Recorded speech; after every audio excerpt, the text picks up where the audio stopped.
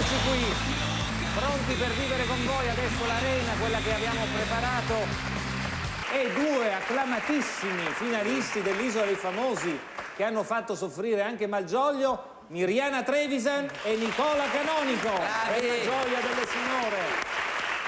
Esasperazione contro la politica e non so, anche lei.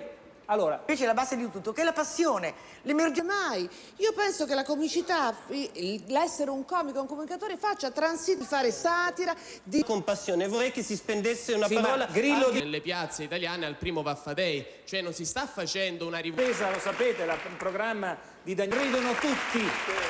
Mirjana Trevisan per prima. La Yolanda. La Yolanda. No, veramente, lei può dire qualsiasi cosa, è vero questo. Ma perché no, la Yolanda può dire qualsiasi cosa, ma anche la Letizia. Ma lo dice in modo simpatico, ironico. Perché funziona su di lei? Perché non è volgare? Io credo questo, la Littizzetto si è trovata... Intanto è una donna e quindi fa transitare le cose attraverso la sua voce. Poi ha un accento cortese torinese, e lo dico senza... Poi anche l'aspetto. E poi, scusate, è bravissima. elettorale, signora Izzoffa. Faceva Eminence. Ruini è stato al gioco, ma insomma... Sì, ma è un po', permettetemi, è un po' una satira. Volevo sposare questa cosa con Sposini. Ma lei usa dei giochi di prestigio? Ma lei è un comico allora, anche un comico? No, nel senso che... Non l'ha detto nessuno.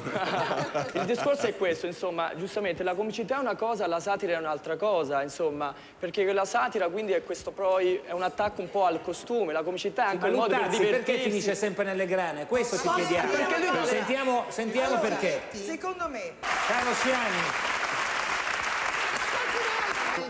Parlo per noi napoletani, penso che hanno parecchi problemi mentre camminate. Stato poeta. E la Littizzetto lei ancora? Trovo che questo sia un suo modo per fare i complimenti alle donne, un suo modo di parlare delle sue come da elfo. Com'è il suo modo di... cioè si butta sopra? Sì. È quello che ha tentato di fare Canonico all'Isola con lei, ho visto che... Poi lo vedremo. Vedi? Io sono stato il suo termosifone, che è un'altra cosa. In cosa consiste? Il termosifone è una cosa che ha bisogno, surgela, diciamo. No, si parlava di contatto di Benigni, quindi quando fa freddo due persone si riscaldano, quindi ragazzi, Benigni è intoccabile, Canonico. Questa cosa. Comunque la satira deve essere diretta, deve essere comunque immediata, quindi colpisce, ed è così. Colpisce come siamo quasi a... Però voglio farvi vedere qualcosa che ha fatto arrabbiare molto Barbara Alberti, che è qui vicino a me. Che cos'è successo l'ultima puntata dell'Isola dei Famosi? Massimo Ceccherini è arrivato, è entrato, tutti. Trevisan eri presente. Per degli etero, lo senti così? Chiedo anche tempo fa, tra l'altro, fu accusato. Malgioglio è vero che si presta molto bene. Punto di vista per me. Giocosa.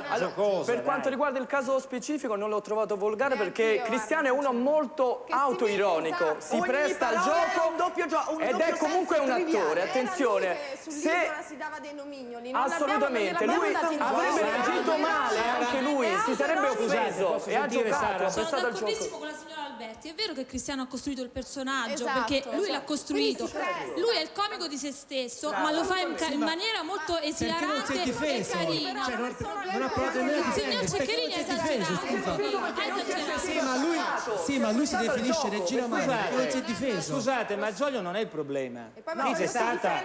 Malgioglio, poi fai spettacolo, devi subire questa situazione, la subisci, no? È l'imitazione che si può fare poi di Ceccherini su altri personaggi, su altre persone che non hanno, diciamo così, la disinvoltura di Malgioglio e non la riescono ad accettare. Quindi tu crei un precedente fatto da un comico. Vediamo, Ippoliti. Due puntate, niente di...